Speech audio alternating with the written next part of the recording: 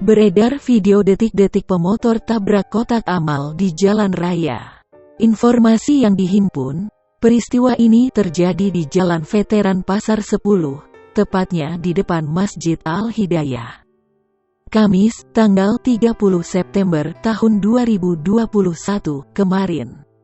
Dalam video amatir, terlihat kondisi arus lalu lintas tampak lancar. Tak lama berselang, terlihat ada 3 sepeda motor yang bergerak saling berdekatan. Saat berada di depan masjid, terdapat beberapa kotak amal yang berada di tengah jalan.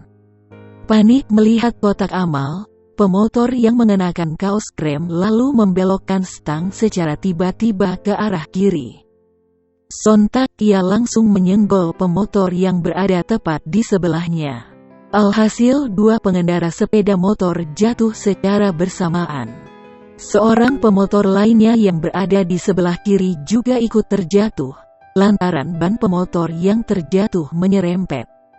Ketiga pemotor jatuh secara bersamaan dengan kondisi motor saling berdempetan.